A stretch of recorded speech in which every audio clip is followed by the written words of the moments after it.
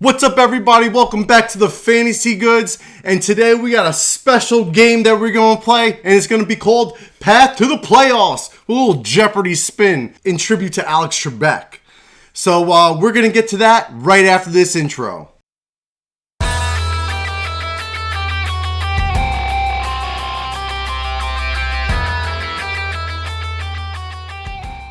Alright guys, so welcome back to the Fantasy Good as always. I am Ben Barcelona, that's Adam Dobies, and today we got his younger brother Dave Dobies onto the show.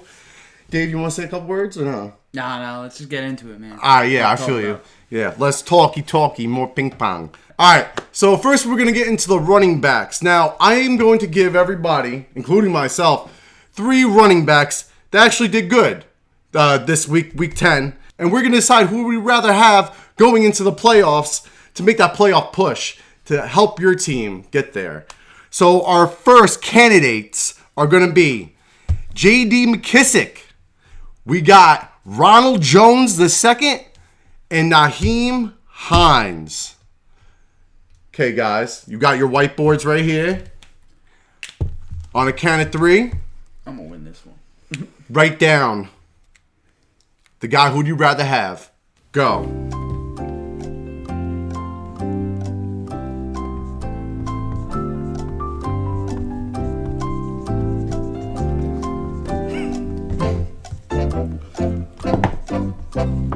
Already mess up the spelling? Yeah.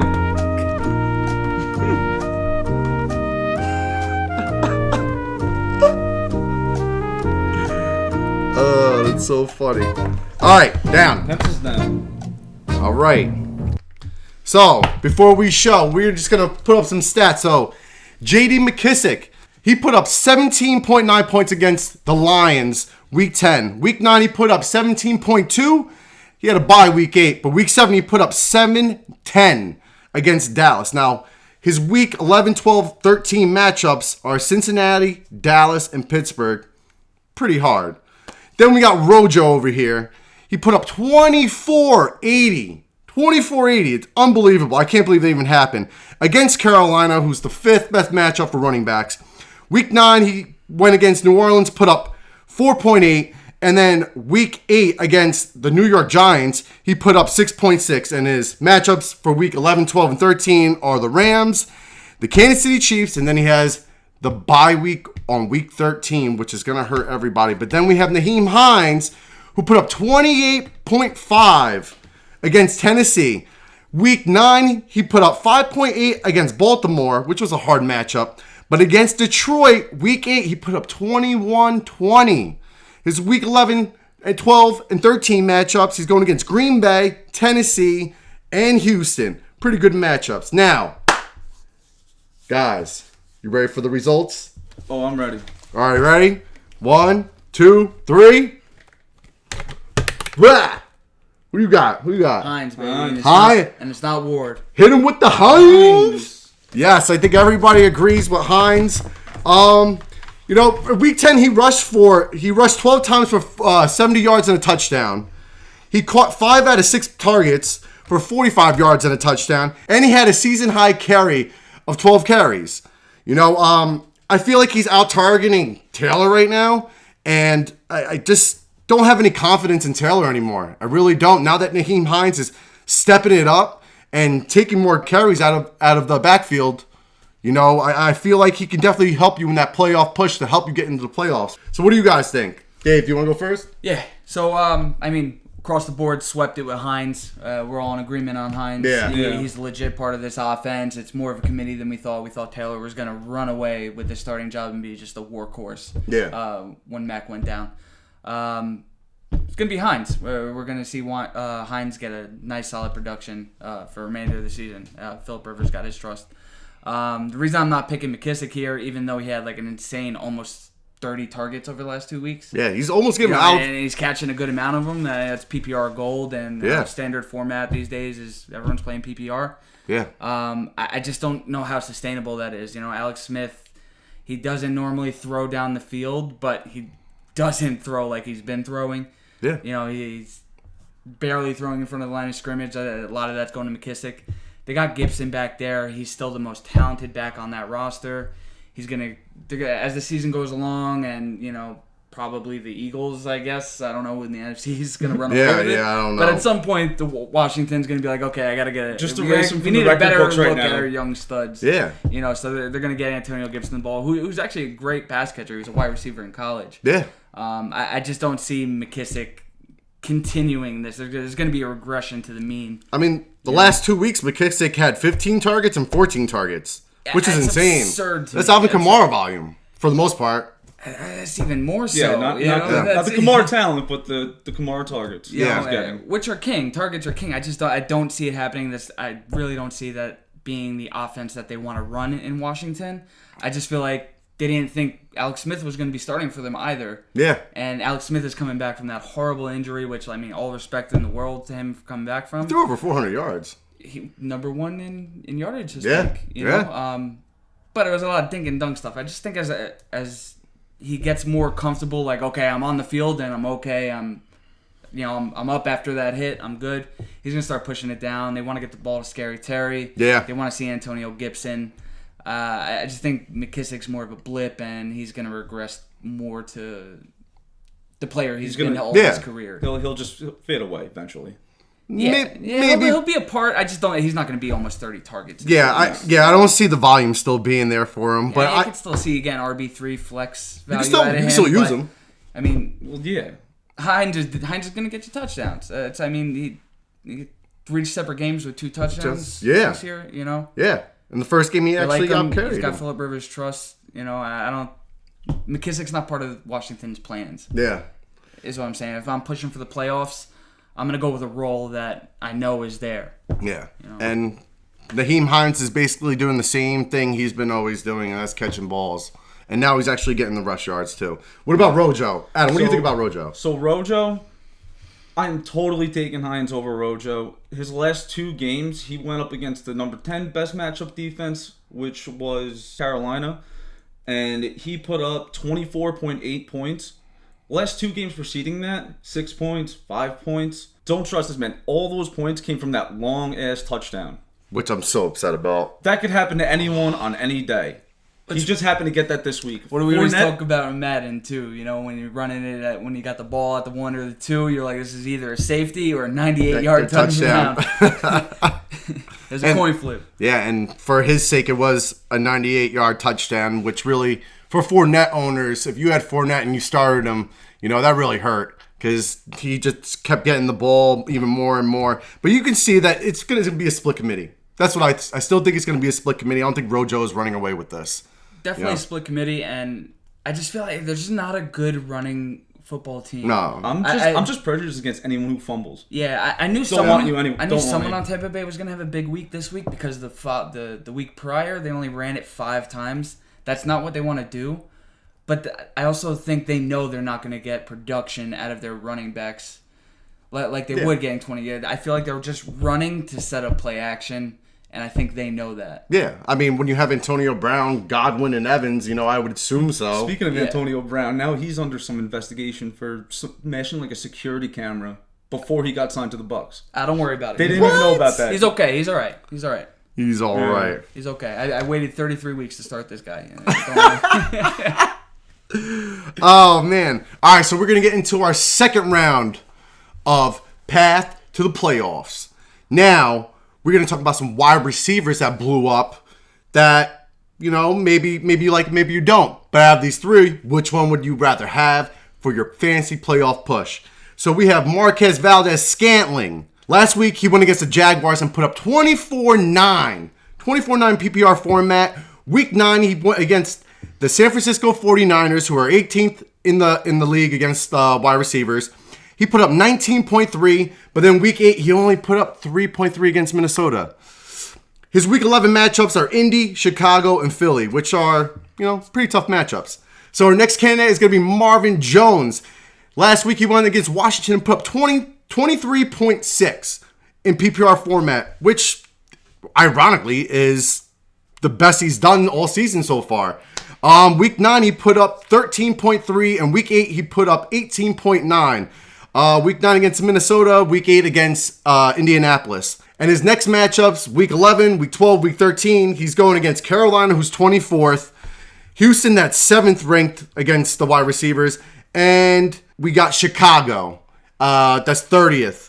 And then our next candidate is Jacoby Myers. Okay. He put up 1786, which is crazy. 17.86, which I've never seen that before in PPR format. Have you seen like 6 or 7 or 8 or anything like that? It's weird. Yeah, it's weird. But he put up 17.86 against Baltimore, who was ranked 27th against wide receivers. And then week 9, he played the Jets. He put up 28.7. And then week 8 against Buffalo, he put up 13.8. Now, his week 11, 12, 13 matchups, he's going against Houston, who's 7th, Arizona, who's 14th, and the Chargers, who are 25th. All right, guys. Whenever you're ready, you're going to pick one out of the 3, starting now.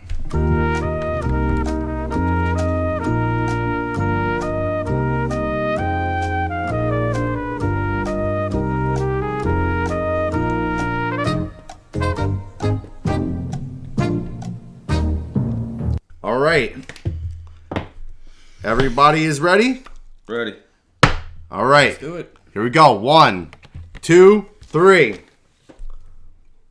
Marvin Jones. Marvin Jones. Oh, I got Jacoby. And we got Jacoby. All right. Here we go. So, Adam, why did you pick Marvin Jones? I'm just curious. Do tell. All right, so I'm picking Marvin Jones because I feel like this man could be a lot more reliable than Valdez, Scantling, or Jacoby Myers. He is clearly getting his targets, especially with Galladay out. It's looking more towards his way. Going against bad matchups, those numbers even go higher. He's got 2 tougher matchups. He plays Carolina week 11, week 12 the Texans, and week 13 the Bears.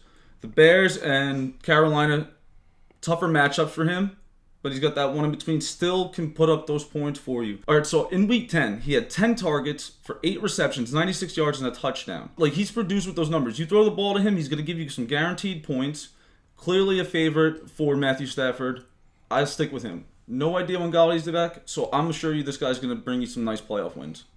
I mean, I agree that Marvin Jones is still, he still has the talent, and with Galladay gone. Yeah, but I'm not going to pick Jacoby Myers like you guys because I don't know exactly what this man's going to bring to the table just yet. I don't have enough faith in him. We know what Marvin Jones can do. I don't know what this man can do exactly going into the future. Valdez, Scantling, Davonte Adams is on the team. Tanya's on that team. I don't think he's going to get volume like this. I'd rather go with someone I know is going to get those targets. Yeah, and Alan Lazar might be coming back too, so that's even another crowd target. The field even more of a reason why I'm going to go with him. So what about you? Why'd you go with Jacoby Myers? Well, he's our only hope, Obi-Wan Jacoby. Obi-Wan Jacoby. And I went with Jacoby just because more so the other 2. I mean, we're really at the bottom of the barrel with these 3. MVS, Ben just mentioned. Lazard's probably going to be on his way back. That team is Devonte Adams, Aaron Jones, and then scraps for everyone else. When Alan Lazard's on the field, those scraps go to Lazard. He's got the trust of Aaron Rodgers. He's pulled him up from the practice squad a few years ago, so he really likes Lazard over there. So as soon as he comes back, MVS could go right to the bench. Couple blow-up weeks here and there, but otherwise, near goose eggs, not really anything noteworthy. Probably lost you a couple weeks if you did start him. Pisses us off too. Yeah. And then Marvin Jones, he had a good game or 2 with Galladay out, but beginning of the season, saw the same thing too. Galladay was out. Marvin Jones wasn't doing anything all season. Yeah. He just had his best game of the year, which Marvin Jones is known to do. He's going to have those 2 games, a year where he wins you your week. Yeah, he might even have another game. I'm not falling into the trap. I'm not doing it. I'm not doing it because I think Galladay's going to be out a little more. I'm going to bite on these points. He reactivates that injury and gets new injuries. He keeps going out. I hear you. I do, but I'm not going to buy into the recent production of Marvin Jones just for him to fall back into the depths next week when I put him in my lineup, especially since Matt Stafford is getting banged up recently. He's got a whole list of ailments, Now I think he's got a finger injury. It's just, I'm fading everyone on Detroit, aside of DeAndre Swift, who's coming up. It's getting colder. Stafford's banged up. They're going to want to run the ball a lot more. They love Swift there. Showing out well. So they're going to keep on running the ball with him. I just like Jacoby's been producing. The last few weeks, what was the last 3 weeks? He's wide receiver 5. Yeah, dude. The last 4 weeks, he has been a top 5 wide receiver in targets, which is insane. Yeah, he's catching those targets, and I think he's leading wide receiver thrown touchdowns right now. He's maybe threw a touchdown. Maybe tied. I don't know. Maybe someone has done it so far. He's catching those targets, albeit there's not a lot of the targets to go around in the Pats offense, but the ones that are going out are going to Jacoby. Yeah. He's what we thought N'Keal Harry was going to be at the beginning of the season. Yeah. What we were hoping N'Keal Harry was going to be. I mean, I had no faith in him. And not just that, is they're also manufacturing him touches. Yeah. Like the touchdown pass to Rex Burkhead. So even when he's not getting the passing volume, which I don't see going away anytime soon, they're also manufacturing him other touches as well. So I see that as a more sustainable part of the offense than the other two. MVS is probably going to end up on the waiver wire next week. Yeah. Marvin Jones, I'm not falling in the trap, man. Yeah. I'm not falling. I don't like quicksand. Yeah, I picked Jacoby Myers just for the fact of the upside. This man has been consistent, like I said before, 17-8, and then he had 28-9 the week before that, and then 13-8 week 8. And then, like you said, he's been a top 5 wide receiver the last 4 weeks in targets. So obviously Cam Newton likes him, and with Edelman out, and who knows when Edelman's going to come back, those targets are going to keep going to him. And I feel like the matchups are favorable compared to Marvin Jones and Valdez Scantling. I just feel like, Houston, Arizona, Chargers are going to be a tough matchup, but I feel like, who else they're going to throw to? High-scoring games with bad defenses. Yeah. I like fantasy gold. I like Marvin Jones. Don't get me wrong. I'm not telling you not to put Marvin Jones up in your lineup because he is basically the number 1 wide receiver over there on the Lions. But let's face it, the Lions don't really have a good passing game right now. They're more counting on DeAndre Swift right now, who's been blowing up. So I'll be a little cautious with Marvin Jones, but week 12 against Houston, the 7th best matchup for wide receivers. I would definitely looking forward to plug him in, and maybe he'll get a nice splash in that. And Valdez Scantling, MVS, like I said, with Alan Lazard coming back, they already have Aaron Jones. They already have Devonte Adams. Tyon has been getting looks here and there. I feel like he's not going to be producing as much as you want him to when Lazard gets back. And it's going to hurt a lot of people that are going to start him. So right off the bat, Jacoby Myers, my man. Round 3 coming at you. Okay, now we have tight ends that we're going to talk about. Week 10 was not an amazing week for tight ends. Okay, they all suck. I think the most was 13 points of tight end. The best tight end put up week 10. But our candidates we're going to talk about Ericky Braun, who put up 5.8 against Cincinnati. He put up week 8, he put up 14.8 against Baltimore. And then week 9, he put up 11.2 against Dallas. Okay, his matchups week 11, week 12, and week 13 are Denver, the New York Jets, and the Cincinnati Bengals. Okay. Then we have Noah Fant. He put up 4.8 against the Las Vegas Raiders. Week 8, he put up 11.7 against the Chargers. And then week 9 against Atlanta, which is the best matchup against tight ends, he only put up 7.5. Okay. And his week 11, 12, 13 matchups, he's going against Miami, New Orleans, and Kansas City. They're not really that favorable matchups. Maybe New Orleans, week 12. And our third and final contestant is going to be Robert Tonyan, who put up 6.3 against the Jaguars, who were the 5th best fantasy matchup for tight ends. Week 8, he went against Minnesota. He put up 12.9. And then week 9 against San Fran, he only put up 1.5 points. Wasn't a good week for that week. But week 11, 12 matchups, he's going against Indy, who's the 31st worst matchup for tight ends. Week 12 against Chicago, who's the 9th best matchup for tight ends. And week 13th with Philly, who's the 3rd. So guys, Ericky Braun, Noah Fant, Robert Tonyan. Go now.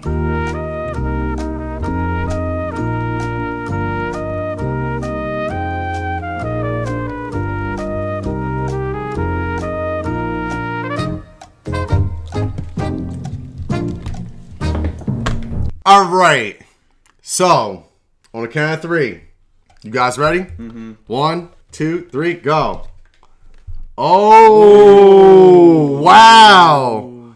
Wow. Okay. Wow. All right. Since you're the oddball, let's start with you. Why Noah Fant and why not Ericky Braun and Robert Tonyan? Honestly, it's like Travis Kelce this year in tight end, and then everybody else. Yeah. And then it's No, the you're field. right. You know, it's been mix and match the entire season. You can't even pick the player matchups. You know, it's been extremely weird from tight end, and they haven't really been doing much outside of Kittle, who's out now this season, and even Mark Andrews isn't doing shit. Even Darren Waller, hasn't really, he's cooled off over the last few weeks, and Mark Andrews banged up now too. Outside of Travis Kelce, if you don't have Travis Kelce, tight end is a deep dive. Yeah. It was really just picking between these 3 players. Tonyan, man, it was nice while Devonte Adams was out, but it's not even a back seat, man. You're strung up on the hood like a Christmas tree. Yeah. Ericky Braun, it's that offense is funnel targets to Deontay Johnson and then spread the ball around as much as we can. We're gonna run the ball and play Pittsburgh Steelers defense. Yeah. Fant, he's a staple in the offense. It's him and Judy. Going to keep on trying to get Drew Lock to just throw the ball downfield, get him to develop as a quarterback. So that's why I went with Fant. Although there's a chance that Drew Lock does not play in Week 11 on account of his ribs, but these guys are super athletes. They play all the time. They'll put some kind of jacket on, some kind of covering on it. If you can't go, is it really that much of a downgrade? The backup versus Drew Lock. Was it Simeon? Who cares? I don't even know.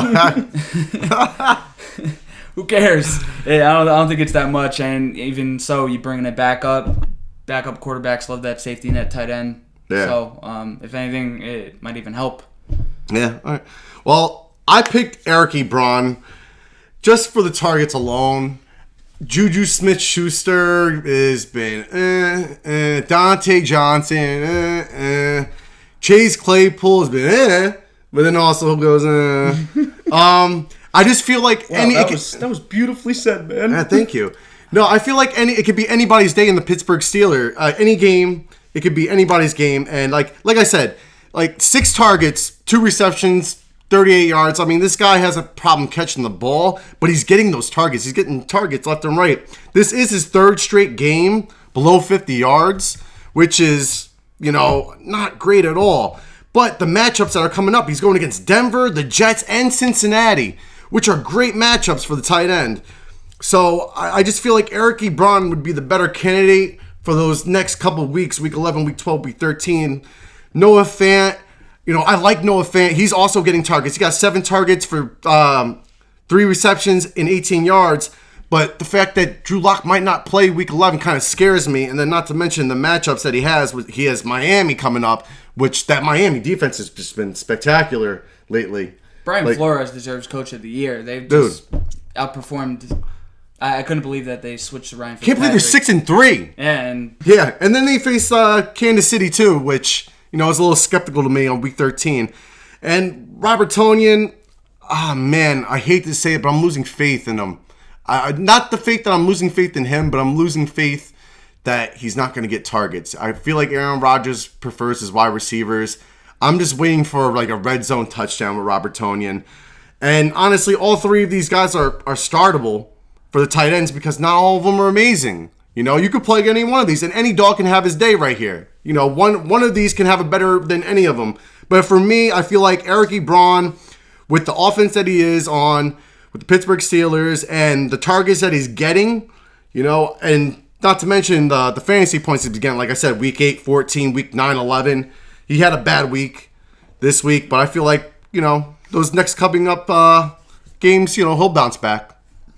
That's what I think. What about you, Adam? All right, so I didn't pick Noah Fant because Drew Lock might not be playing. He had 7 targets this week, and if he's not quarterbacking right now, I don't want Noah Fant on my team. I don't think he's going to get the targets like that. That ball's going to get thrown wherever the guy just decides to throw it. His next coming weeks, 11, 12, and 13, aren't favorable matchups. You got the Dolphins with their no-name defense that came out of nowhere. That team's just Yeah, they paid What happened? They paid for it. What wish did you make? They bought it. Yeah, they bought that shit. But and then they play New Orleans, which is like it's a little tougher matchup. And in week 13, they're playing Kansas City. They're the 25th best matchup for tight ends, and that's not going to be a good game. He's going to be shut down. There's no one throwing to him. I don't want him. Not to mention that offense is just like super weak in general. Yeah. Like all around. I would avoid like Broncos players for the most part. Mm-hmm. Tanyan, as he just said, Green Bay is just filled with their fucking receivers now. Lazard's probably coming back. Devonte Adams just gets a majority of everything. Aaron Jones is even getting his receptions in. There's no room for him. There's not that much love to share. I'm going with Ebron. Targets are more consistent. He's coming off a shitty game, but the preceding 2 weeks, 8 and 9, he's had over 10 points. That's what I expect from anyone that's not Kelsey. Yeah. At a tight end this year. If you get 10 points from your tight end, I am super happy with it. Yeah, definitely. And I feel like he could be the more consistent part of that going into week 11, 12, and 13 against Denver, the Jets, and Cincinnati. He's gonna light up. All right, cool. While we're on the tight end subject real quick, I just did want to mention those of you that play on the ESPN format, Taysom Hill from the New Orleans Saints, he has tight end eligibility. Probably not going to be the starter. In fact, I think it's most likely Jameis Winston.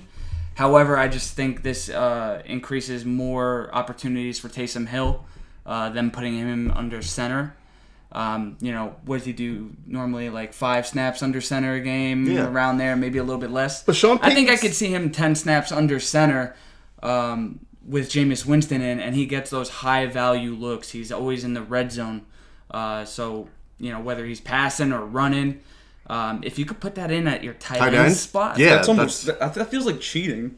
But it's totally legal. It's totally constitutional. And Sean Payton's a smart coach. He can find ways to put like Taysom Hill as a tight end and then put him in motion as a quarterback, like throw it off and then he'll throw it. Like it's just ESPN leagues. Yeah, for right now, just ESPN. Get on it, Yahoo. Yahoo format only has him labeled as a quarterback, but for those ESPN formats, honestly, if I needed a win and I was going against like a number 1, number 2, number 3 seed and I'm fighting for the playoffs and I'm on the cusp, I might put Taysom Hill in over any of these 3 candidates we just talked about. Depending on the matchup. Just for the fact that your tight end can get you quarterback numbers. Yeah, and you figure a bad week for a quarterback, 10 points, 15 points. Yeah. That's a great week for a tight end, especially this season. Yeah. I just think it very sneaky, and I think it's something you should look at. Yeah, definitely. All right, guys, ready for our Daily Double? The Daily Double is there. All right, so we're going to squash this talk. I see it in fantasy forums. I see them in fantasy smack talks. I see them in group chats. Who is the best wide receiver out there right now? We're going to fucking find out. So we have, obviously, Davonte Adams, who is the second best wide receiver in fantasy as we speak right now. Okay? He put up 18-6 against Jacksonville, which is 13th best schedule for wide receivers. Week 8, he put up 30.3 against Minnesota, which is the 3rd best against wide receivers. And then week 9 against San Francisco, who's the 18th best, he put up 33.3. This guy is untouchable. I love him. So sad that I traded him to you. Yeah, I know. I love him. But, and then his week 11, 12, 13 matchups, he's going against Indy, who's 23rd, Chicago, who is 30th, and Philly, who is 14th. Okay? Our second candidate, DeAndre Hopkins, who is standing right now as the 4th best wide receiver. All this in PPR format, by the way. I just want to clarify that. He put up 25.7 last week against Buffalo, who's the 26th best matchup against wide receivers. Week 8, he had a bye. But week 9 and week 7, week 9, he went against Miami. He only put up 6 points. Solid 6 points. Week 7 against Seattle, he put up 24.3. His week 11, 12, and 13 matchups, he's going against Seattle again, who's the number 1 matchup against wide receivers. He's going against New England, week 12, that is the 21st, and then he's facing the Rams, who is the 31st. Okay? Now, there might be a little bit of argument with this third guy, but we got to put him out there because a lot of people like him so much, we're going to throw in DK Metcalf. Okay, DK Metcalf stands at the 5th best wide receiver in PPR format right now. Last week, shitty week. Totally shitty. He went against the Rams, who was the 31st best wide receiver schedule, which is, not great at all. But he only put up 4.8 points, which I was shocked because I have him. And that hurt because I lost my fantasy matchup. Week 8 and Week 9, though. Week 8 against San Francisco, 40.1. 40.1. Week 9 against Buffalo, 23.9. Now his Week 11, 12, and 13th matchup against Arizona, who's 14th, Philly, that's 19th, and then the Giants, who are 9th. Okay? Guys, fantasy first. This is fantasy purposes.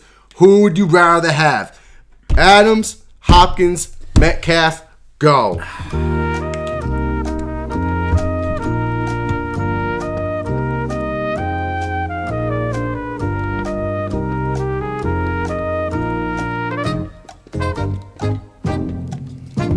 All right, guys. You ready? Right. I have a feeling we all got 3 different. 1, 2, 3. Adams. Hey. Adams and DK. Wow. The ultimate contrarian over here. Wow. Okay. Oddball. You start it. DK stands for Donkey Kong. This dude's a monster. He's a beast. Damn animal. He had a couple bad weeks here and there. The first game against Arizona, it was almost a goose egg. Yeah. I think he called one ball, but he also had like a 40-yard touchdown called back on a holding penalty. Not to mention a touchdown too that was called back in overtime. Correct. So like that game could have been much better. It's football, very random. At times penalties happen. So I think that game could turn out better to him. So that Arizona matchup coming up really doesn't scare me too much. I think he's going to produce a little bit more. I'm not too worried about this last game. Russell threw a couple picks and they just missed on a long touchdown. He was really off. He was really close. 9 out of 10 times DK's coming down with that. 9 out of 10 times Russell's dropping it right in the breadbasket.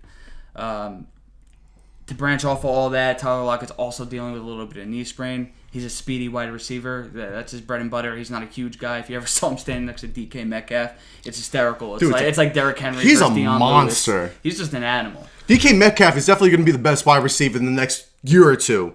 Hands down, I think he's going to be the best wide receiver, in my opinion. Just asking me who the best wide receiver out of these 3 are, period. Whoa. We're going to save that for later. All right. We'll save that for later. But for fantasy-wise right now, you think DK Metcalf. If we're talking about, pushing for the playoffs, I'm looking at DK, with an injured Tyler Lockett.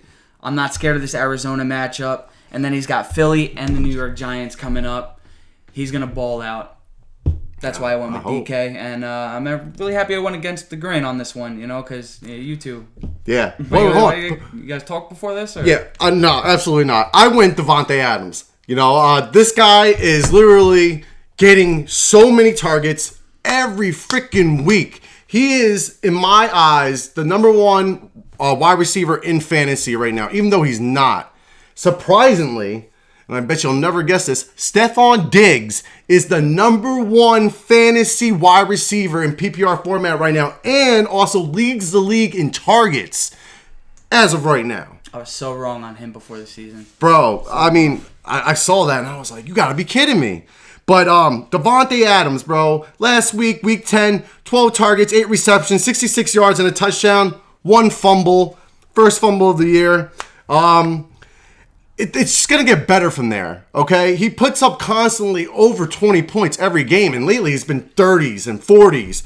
And I see that going now. And DeAndre Hopkins, I know there's a lot of this debate about, DeAndre Hopkins, Devonte Adams, Devonte Adams. DeAndre Hopkins has great hands, probably the best hands in the NFL. But when it comes to fantasy, I don't see him getting the targets that Devonte Adams is getting. Even like week 9 against Miami, 6 points. Buffalo, he had 12 targets, 7 receptions for 127 yards and a touchdown. And that touchdown was no joke. Did you watch that? Oh, oh my God. Wow.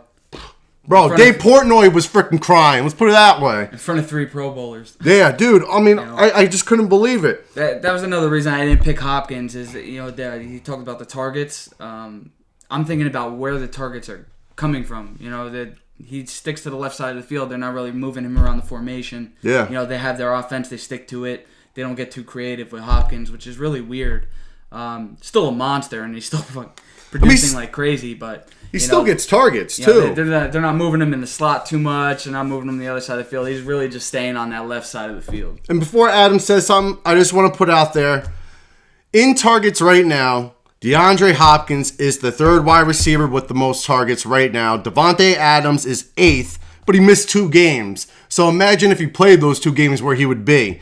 And then DK Metcalf is 13th in targets with 72. None of them get targeted as much as J.D. McKissick. Now, yeah, exactly, right?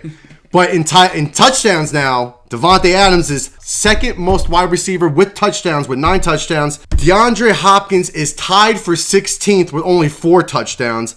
And then DK Metcalf is 3rd with 8 touchdowns. So just put that information out there. Because DK catches those long touchdowns, and he's heavily targeted in the red zone.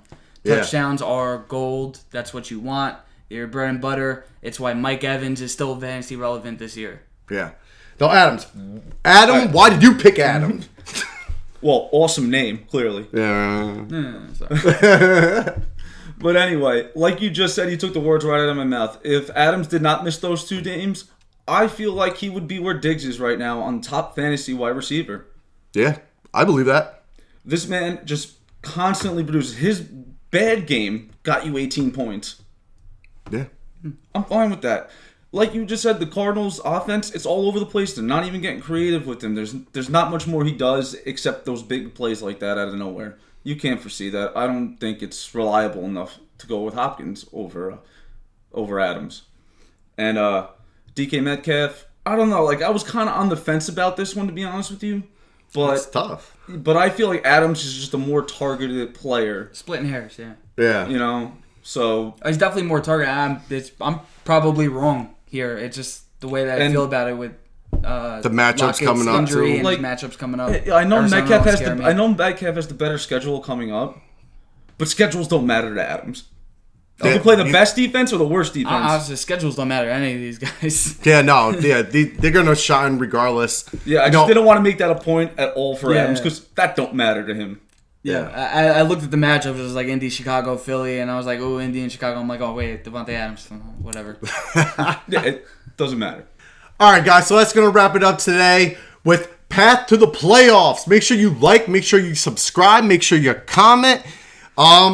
Any questions you have for us, leave a comment. Like I said, we always try to answer everybody's questions. Even with fantasy advice or just natural football questions. We love doing this all the time.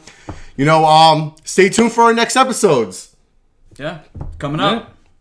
We got you through the season. Now we're gonna get you through those playoffs. Stay tuned next week to find out. Damn right, baby. And as always, we are the Fantasy Goods, and we got the goods.